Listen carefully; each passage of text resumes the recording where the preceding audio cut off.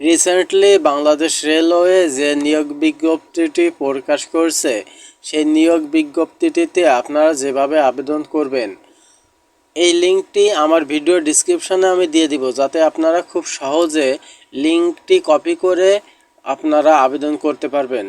লিঙ্কের ভিতর প্রবেশ করার পর এমন একটি ইন্টারফেস চলে আসবে আপনাদের সামনে।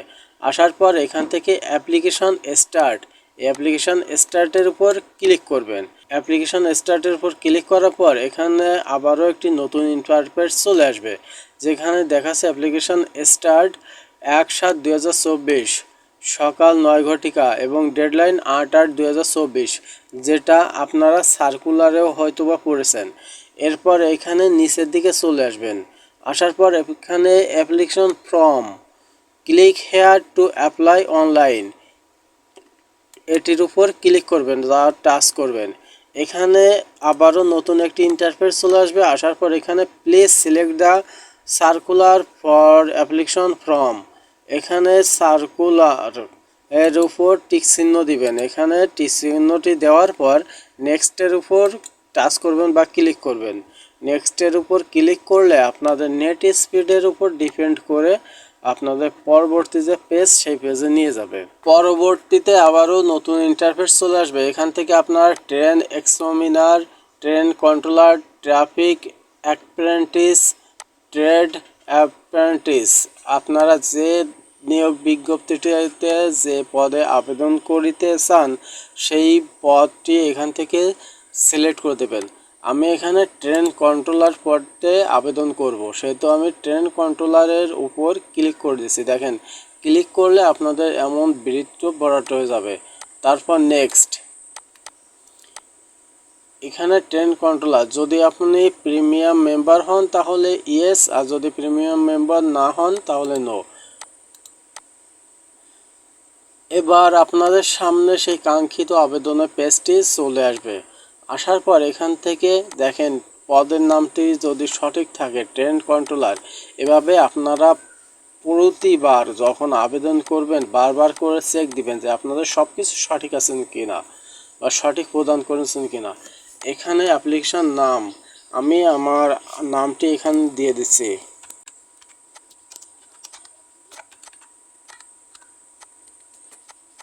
আমার নাম বাংলা এখানে দিতে হবে। আমার পিতার নাম এখানে দিতে হবে।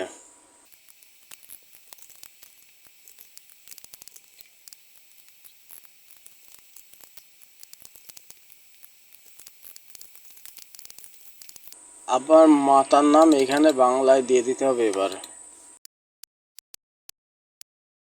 এবার আপনাদের ডেট অফ বার্থ, না আপনাদের জন্মদিন এখান দিয়ে দিবেন। আপনাদের জন্ম যে সালে, আপনারা এখান থেকে সেই সালটি সিলেক্ট করে দিবেন। যেমন, এবং আমার ন্যাশনালিটি বাংলাদেশি, আমার রিলিজিয়াস ইসলাম, আমার জেন্ডার আমি পুরুষ, এখানে মেল সিলেক্ট করে দিয়েছি। এখানে আপনাদের যদি ন্যাশনাল আইডি থাকে তাহলে ইয়েস, আপনাদের ন্যাশনাল আইডি এখান থেকে দিয়ে দিবেন। ন্যাশনাল আইডি দেওয়ার পর এখানে যদি আপনাদের বার্থডে রিলিজিয়াস মানে জন্ম নিবন্ধন থাকে তাহলে জন্ম নিবন্ধনের নাম্বারটি এখানে দিয়ে দেবেন। আর যদি জন্ম নিবন্ধন কার্ড কাছে না থাকে তাহলে নো দিয়ে দেবেন। এরপর এখানে পাসপোর্ট আইডি, যদি পাসপোর্ট আইডি থাকে তাহলে পাসপোর্ট আইডি দিয়ে দেবেন, যদি না থাকে তো নো। ম্যারিড, আপনারা যদি সিঙ্গেল তাহলে সিঙ্গেল, ম্যারিড হলে ম্যারিড, এবং যদি আদার্স তাহলে আদার্স। আমি সিঙ্গেল, সেহেতু সিঙ্গেল। এখানে আপনাদের একটি মোবাইল নাম্বার দিয়ে দিবেন, 06। আপনাদের যে মোবাইল নাম্বার, অবশ্যই এটি সঠিক মোবাইল নাম্বারটি দিয়ে দেবেন। কারণ কি, এই মোবাইল নাম্বারে আপনাদের এখান থেকে মেসেজ যাবে যে আপনারা যে মেসেজে যে টাকা প্রেরণ করবেন বা কোড নাম্বার পরবর্তীতে প্রয়োজন হবে, এজন্য আপনারা অবশ্যই আপনাদের সঠিক মোবাইল নাম্বারটি দিয়ে দিবেন। আমি যেহেতু ভিডিও করতেছি সেহেতু এখানে আপনাদের দেখানোর জন্য জাস্ট কিছু সংখ্যা পাঠিয়ে দিয়েছি। এখানে আপনারা একটি মেইল দিয়ে দেবেন। আপনাদের যে মেইল আছে সেই মেইল আপনারা এখানে দিয়ে দিবেন।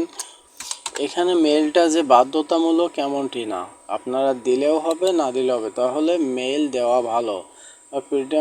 আপনাদের যদি কোনো বিশেষ চাহিদা সম্পন্ন ব্যক্তি হন, মানে হয়তো কখনো ফিজিক্যাল ড্যামেজ ছিল বা শারীরিক প্রতিবন্ধী বা বিশেষ চাহিদা সম্পন্ন, এমন হলে আপনার এখান থেকে সিলেক্ট করে দেবেন। যদি না হয় তাহলে নো অ্যাপ্লিকেবলের উপর ক্লিক করে দেবেন।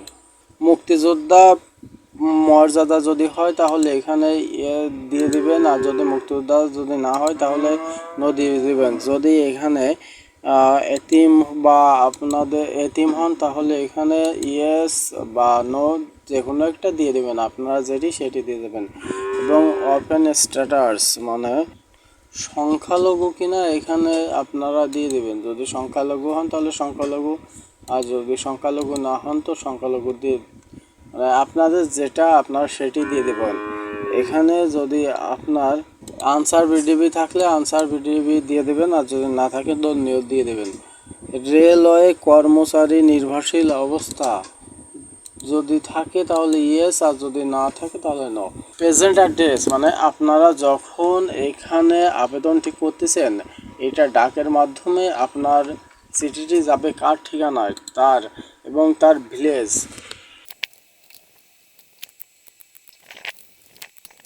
এখানে সেম, যদি আপনারা মনে করেন যে সেম ঠিকানায় আপনার যাবে তাহলে সেম ঠিকানায় এখানে দিয়ে দিলে হয়ে যাচ্ছে। এরপর আপনার যে এসএসসি, এখানে এসএসসি রোল নাম্বার যা ছিল তাই সিলেক্ট করে দেবেন। গ্রুপ এখান থেকে যে গ্রুপের উপর আপনি পরীক্ষা দিয়েছিলেন সেই গ্রুপ, আপনি যে বোর্ডে পরীক্ষা দিয়েছিলেন সেই বোর্ড, এবং ডিভিশন হলে ডিভিশন, যদি জিপিএ থাকে তাহলে জিপিএ দিয়ে এখানে 3 পয়েন্ট বা 5.00 আপনারা যে রেজাল্ট আপনারা তাই দেবেন। এবং আপনার পাসিং ইয়ার যা এখান থেকে আপনাদের পাসিং ইয়ারটি সিলেক্ট করে দেবেন। এরপর এখানে এসএসসির এখানে আপনারা যে যদি বিএম হন তাহলে বিএম আলিম, এইচএসসি যদি হন তাহলে এইচএসসি ভোকেশনাল। এখানে আপনারা আপনাদের রোল নাম্বারটি দিয়ে দেবেন, তারপর এখান থেকে সাবজেক্ট দিয়ে দেবেন, দেওয়ার পর এখানেও বোর্ডটি সিলেক্ট করে দেবেন। তারপর এখানে আপনার যদি যে রেজাল্ট হবে সেই রেজাল্ট, এবং এখানে বোর্ড আপনি যে বোর্ডের অধীনে পরীক্ষা দিয়েছিলেন সেই বোর্ডটি দিয়ে দিবেন। পাসিং ইয়ার এখান থেকে আপনি যে সালে পাস করছিলেন সেই পাস সালটি দিয়ে দেবেন। যদি আপনার গ্র্যাজুয়েশন থাকে তাহলে অবশ্যই আপনি গ্র্যাজুয়েশনটি দিয়ে দিবেন, যে আপনি বিএসসি এমবিবিএস অনার্স মানে আপনি যে বিষয়ের উপর আপনার দেওয়া ছিল আপনি সেই বিষয়ের উপর দিবেন, এবং আপনি কোন কলেজ থেকে পাস করছিলেন সেই কলেজটি এখানে সিলেক্ট করে দিবেন। এখানে কোর্স, এবার যদি আপনাদের মাস্টার্স ডিগ্রি করা থাকে তাহলে এখান থেকে মাস্টার্স ডিগ্রি দিয়ে দেবেন। এবং আপনার এখানে যদি কিছু অ্যাড করার প্রয়োজন হয়, মানে জব এক্সপিরিয়েন্সের জন্য যদি কিছু অ্যাড করার প্রয়োজন হয় তাহলে এখান থেকে অ্যাড করে দিবেন। এরপর এখানে যে ক্যাপচাটি আছে সেই ক্যাপচাটি এখানে দিয়ে দিবেন, এবং আপনারা ক্যাপচাটি অবশ্যই সঠিকভাবে দিয়ে দিবেন। তারপর আই ডিক্লেয়ার্ড মানে আপনার সব কিছু যদি সঠিক থাকে আপনি ডিক্লেয়ার করে দেবেন, তারপর সাবমিট করে দেবেন।